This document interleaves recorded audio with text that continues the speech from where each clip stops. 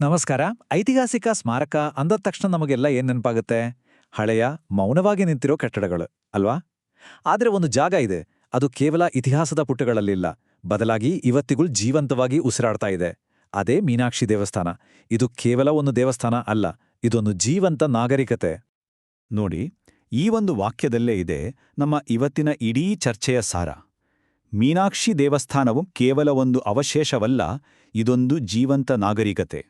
ಅಂದ್ರೆ ಇದು ಬರೀ ಕಲ್ಲು ಮತ್ತು ಗಾರೆಯಿಂದ ಕಟ್ಟಿದ ಒಂದು ರಚನೆ ಅಲ್ಲ, ಬದಲಿಗೆ ಹೃದಯ ಬಡಿತಾ ಇರೋ, ನಿರಂತರವಾಗಿ ಉಸಿರಾಡುತ್ತಿರುವ ಒಂದು ಜೀವಂತ ಅಸ್ತಿತ್ವ.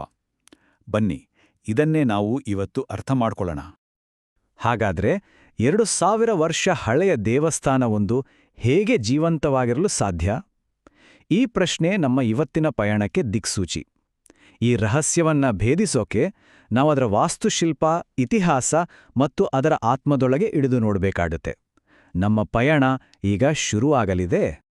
ಮೊದಲಿಗೆ ಈ ಜೀವಂತ ದೇವಸ್ಥಾನದ ಹೃದಯ ಎಲ್ಲಿದೆ ಅಂತ ನೋಡೋಣ.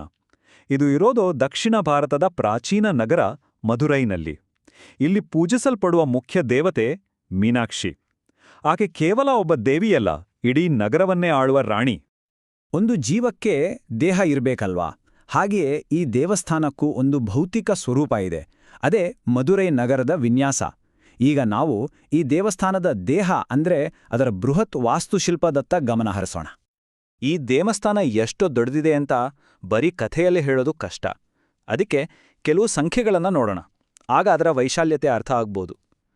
ಮೊದಲನೇ ಸಂಖ್ಯೆ ಆಕಾಶವನ್ನೇ ಮುಟ್ಟುವಂತೆ ನಿಂತಿರುವ ಗೋಪುರಗಳಿಗೆ ಸಂಬಂಧಿಸಿದ್ದು. ಆ ಸಂಖ್ಯೆ 14. ಈಗ ಮುಂದಿನ ಸಂಖ್ಯೆ, ಇದು ಆ ಗೋಪುರಗಳ ಮೇಲಿರುವ ಕಲೆಗೆ ಸಂಬಂಧಿಸಿದ್ದು. ಪ್ರತಿಯೊಂದು ಗೋಪುರವು ಸಾವಿರಾರು ಕತೆಗಳನ್ನ ಹೇಳುತ್ತೆ. ಆ ಕತೆಗಳನ್ನ ಹೇಳುವ ಶಿಲ್ಪಗಳ ಒಟ್ಟು ಸಂಖ್ಯೆ 33,000. ಮತ್ತು ನಮ್ಮ ಕೊನೆಯ ಸಂಖ್ಯೆ, ದೇವಸ್ಥಾನದ ಅತಿ ಎತ್ತರದ ಗೋಪುರದ ಎತ್ತರ ಮೀಟರ್ಗಳಲ್ಲಿ. ಈ ದೈತ್ಯ ರಚನೆಯ ಎತ್ತರ 52. ಹಾಗಾದ್ರೆ ಏನಿದೆ ಈ ಸಂಖ್ಯೆಗಳೆಲ್ಲ? ಬನ್ನಿ, ಇವುಗಳ ಹಿಂದಿನ ಸಂಪೂರ್ಣ ಚಿತ್ರಣವನ್ನ ನೋಡೋಣ. ನೋಡಿ, ಆ 14 ಬೃಹತ್ ಗೋಪುರಗಳು ಇಡೀ ನಗರದಲ್ಲಿ ಎಲ್ಲಿ ನಿಂತು ನೋಡಿದ್ರೂ ಕಾಣಿಸುತ್ತೆ. ಆ ಗೋಪುರಗಳ ಮೇಲೆ ಬರೋಬ್ಬರಿ 33,000ಕ್ಕೂ ಹೆಚ್ಚು ಬಣ್ಣ ಬಣ್ಣದ ಶಿಲ್ಪಗಳಿವೆ. ಪ್ರತಿಯೊಂದು ಶಿಲ್ಪಕ್ಕೂ ಒಂದೊಂದು ಕಥೆ. ಅಷ್ಟೇ ಅಲ್ಲ, ಅದರಲ್ಲಿ ಅತಿ ಎತ್ತರದ ದಕ್ಷಿಣದ ಗೋಪುರ ಇದೆಯಲ್ಲ, ಅದು ಸುಮಾರು 170 ಅಡಿ ಎತ್ತರ, ಅಂದ್ರೆ 52 ಮೀಟರ್. ಒಂದು ಕ್ಷಣ ಕಲ್ಪನೆ ಮಾಡ್ಕೊಳ್ಳಿ, ಎಂಥ ಅದ್ಭುತ ಅಲ್ವಾ? ಆದರೆ ಆಶ್ಚರ್ಯ ವಿಷಯ ಏನಂದ್ರೆ, ಈ ದೇವಸ್ಥಾನದ ಪ್ರಭಾವ ಬರೀ ಅದರ ಗೋಡೆಗಳ ಒಳಗಡೆ ಸೀಮಿತವಾಗಿಲ್ಲ. ಇಡೀ ಮಧುರೈ ನಗರವನ್ನೇ ದೇವಸ್ಥಾನದ ಸುತ್ತ ಒಂದು ಅರಳಿರೋ ತಾವರೆ ಹೂವಿನ ಹಾಗೆ ಅಥವಾ ಒಂದು ಮಂಡಲದ ಹಾಗೆ ವಿನ್ಯಾಸ ಮಾಡಿದ್ದಾರೆ. ಅಂದ್ರೆ ದೇವಸ್ಥಾನ ಕೇವಲ ಒಂದು ಕಟ್ಟಡ ಅಲ್ಲ, ಅದು ಇಡೀ ನಗರದ ಹೃದಯ. ಹೀಗೆ ದೇವಸ್ಥಾನದ ದೇಹವನ್ನ ನೋಡಿದ್ವಿ. ಈಗ ಬನ್ನಿ ಅದರ ನೆನಪಿನ ಕಡೆಗೆ ಹೋಗೋಣ. ಅಂದ್ರೆ ಅದರ 2000 ವರ್ಷಗಳ ರೋಚಕ ಇತಿಹಾಸದ ಕಡೆಗೆ. ಈ ದೇವಸ್ಥಾನದ ಇತಿಹಾಸ ಇದೆಯಲ್ಲ, ಅದು 7 ಬೀಳಿನ ಒಂದು ಮಹಾಕಥೆ. ಪ್ರಾಚೀನ ಸಂಗಮ್ ಸಾಹಿತ್ಯದಲ್ಲೇ ಇದರ ಬಗ್ಗೆ ಉಲ್ಲೇಖ ಇದೆ. ಪಾಂಡ್ಯ ರಾಜರ ಕಾಲದಲ್ಲಿ ಇದು ವೈಭವದ ಉಚ್ಚಕ್ಕೇರಿತು. ಆದರೆ 14ನೇ ಶತಮಾನದಲ್ಲಿ ಮಲಿಕ್ ಕಾಫೂರ್ನ ದಾಳಿಗೆ ಸಿಕ್ಕಿ ನಾಶವಾಗಿತ್ತು. ಅದಷ್ಟಕ್ಕೆ ಮುಗಿಲಿಲ್ಲ. ನಾಯಕರ ಕಾಲದಲ್ಲಿ ಫೀನಿಕ್ಸ್ ಹಕ್ಕಿಯ ಹಾಗೆ ಮತ್ತೆ ಎದ್ದು ನಿಂತು ಮೊದಲಿಗಿಂತನೂ ಹೆಚ್ಚು ಭವ್ಯವಾಗಿ ನಿರ್ಮಾಣವಾಯಿತು. ಆದ್ರೆ ಇಲ್ಲೊಂದು ಸಖತ್ ಇಂಟ್ರೆಸ್ಟಿಂಗ್ ವಿಷಯ ಇದೆ. ನಾಯಕರ ಕಾಲದಲ್ಲಿ ಇದು ಬರೀ ಪೂಜೆ ಮಾಡೋ ಜಾಗ ಆಗಿರ್ಲಿಲ್ಲ, ಇದು ಆ ರಾಜ್ಯದ ಪವರ್ ಹೌಸ್ ಆಗಿತ್ತು. ಇದೇ ಜಾಗದಲ್ಲಿ ಬ್ಯಾಂಕ್ ಇತ್ತು, ಕೋರ್ಟ್ ಇತ್ತು, ಯಾಕೆ ಆರ್ಟ್ ಅಂಡ್ ಕಲ್ಚರ್ ಅಕಾಡೆಮಿ ಕೂಡ ಇತ್ತು. ಒಂದು ದೇವಸ್ಥಾನ ಇಷ್ಟೆಲ್ಲ ಆಗಿರೋಕ್ ಸಾಧ್ಯನಾ? ಹೌದು, ಸಾಧ್ಯ. ಇದೇ ಅಲ್ವಾ ಒಂದು ಜೀವಂತ ನಾಗರಿಕತೆಯ ಲಕ್ಷಣ. ಸರಿ, ದೇವಸ್ಥಾನದ ದೇಹ ನೋಡಿದ್ವಿ, ನೆನ್ಪಿನ ಬಗ್ಗೆ ತಿಳ್ಕೊಂಡ್ವಿ. ಈಗ ಅದರ ಆತ್ಮವನ್ನ, ಅಂದ್ರೆ ಅದಕ್ಕೆ ಜೀವ ತುಂಬಿರೋ ಶಕ್ತಿಯನ್ನ ಅರ್ಥ ಮಾಡ್ಕೊಳ್ಳೋಣ. ಅದೇ ಮೀನಾಕ್ಷಿ ದೇವಿಯ ಅದ್ಭುತ ಕಥೆ. ಸಾಮಾನ್ಯವಾಗಿ ಹಿಂದೂ ದೇವಸ್ಥಾನಗಳಲ್ಲಿ ಗಂಡು ದೇವರು ಪ್ರಧಾನವಾಗಿರ್ತಾರೆ. ಆದ್ರೆ ಇಲ್ಲಿ ಕಥೆಯೇ ಬೇರೆ. ಇಲ್ಲಿ ಮೀನಾಕ್ಷಿಯೇ ಆಳುವ ರಾಣಿ. ಆಕೆಯನ್ನ ಶಿವನ ಪತ್ನಿ ಅಂತಷ್ಟೇ ಅಲ್ಲ, ಒಬ್ಬ ಸ್ವತಂತ್ರ, ಶಕ್ತಿಶಾಲಿ ಆಡಳಿತಗಾರ್ತಿ ಅಂತ ಪೂಜಿಸ್ತಾರೆ. ಇದು ತುಂಬಾ ವಿಶೇಷ.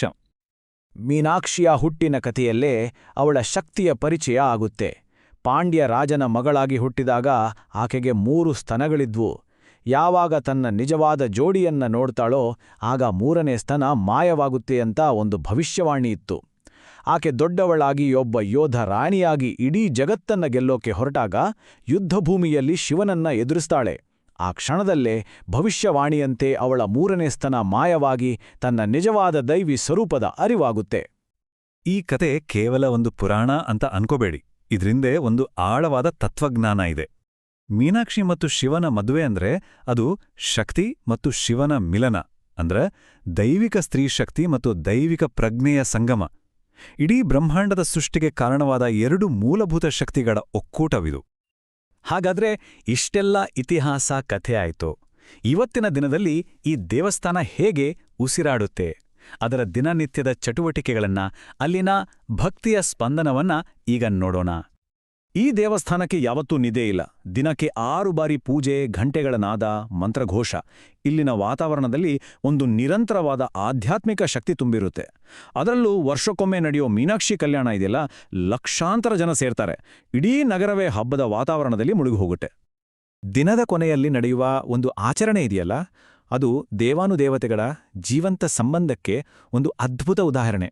ಪ್ರತಿ ರಾತ್ರಿ ಶಿವನ ಮೂರ್ತಿಯನ್ನ ಪಲ್ಲಕ್ಕಿಯಲ್ಲಿ ಕೂರಿಸಿ ಮೆರವಣಿಗೆಯಲ್ಲಿ ಮೀನಾಕ್ಷಿಯ ಗರ್ಭಗುಡಿಗೆ ತರಲಾಗುತ್ತೆ. ಇದು ಅವರ ದಾಂಪತ್ಯದ ಒಂದು ದೈನಂದಿನ ಆಚರಣೆಯ ಹಾಗೆ. ದೇವಸ್ಥಾನದ ಹೃದಯ ಬಡಿತವೇ ಈ ಆಚರಣೆ ಅನ್ಬೋದು. ಹಾಗಾದ್ರೆ ನಾವು ಶುರು ಮಾಡಿದ ಪ್ರಶ್ನೆಗೆ ವಾಪಸ್ ಬರೋಣ. ಒಂದು ಜಾಗ ಇಡೀ ನಗರದ ಜನರ ಜೀವನದ ಲಯವನ್ನೇ ನಿಯಂತ್ರಿಸುತ್ತೆ ಅಂದಮೇಲೆ ಅದನ್ನ ಕೇವಲ ಒಂದು ಕಟ್ಟಡ ಅಂತ ಕರೆಯೋಕ್ಕಾಗತ್ತಾ? ಅಥವಾ ಅದು ಅದಕ್ಕಿಂತಲೂ ಮಿಗಿಲಾದದ್ದೇನೋ? ಖಂಡಿತವಾಗಿಯೂ ಮೀನಾಕ್ಷಿ ದೇವಸ್ಥಾನ ಕೇವಲ ಕಲ್ಲು ಮಣ್ಣಿನ ಕಟ್ಟಡ ಅಲ್ಲ. ಅದು ಇವತ್ತಿಗೂ ಜೀವಂತವಾಗಿ ಬಡಿತಿರುವ ಒಂದು ನಾಗರಿಕತೆಯ ಹೃದಯ.